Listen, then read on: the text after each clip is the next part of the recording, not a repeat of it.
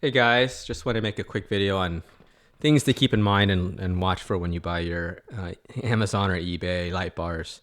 So I just got this 20-inch, 126 watt light bar in today. It came white, and I just finished putting this yellow tint on it to make it a fog.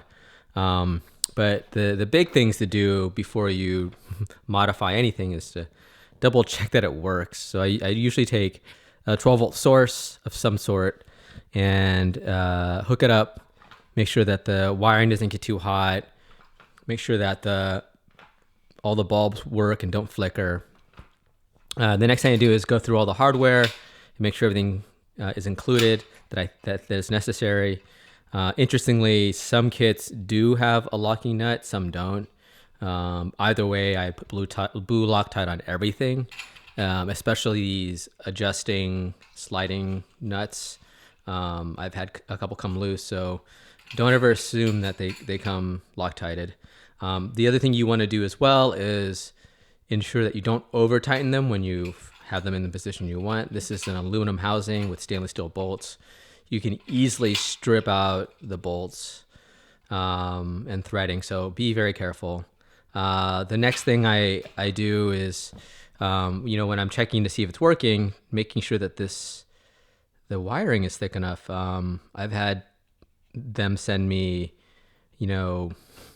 wiring that's way too thin, gets too hot. I've even had a couple that melted with light use. So this appears to be probably about 16 gauge, which should be enough for 126 watts. I'm not an electrician, but I put enough in where I've had no issues when they're about that gauge. Anything smaller, especially for this wattage, is inadequate.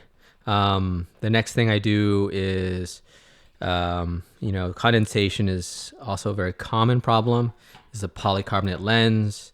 It doesn't appear to be any real good seal.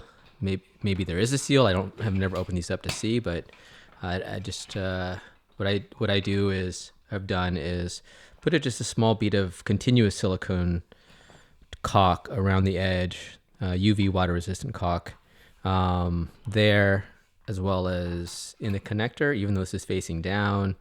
But if you go off-roading, sometimes the water can splash up into the housing. So just another spot of failure if you want to avoid it. The last thing I do as well is I go down and retighten all these bolts right here around the rim, and then I take a Q-tip and dab it with truck bed liner. I like the blacked out look, so I will go through and make sure all my hardware is blacked out. Again, that's just me, including the side bolts. Yeah, I mean, these are a great deal and they work wonderfully.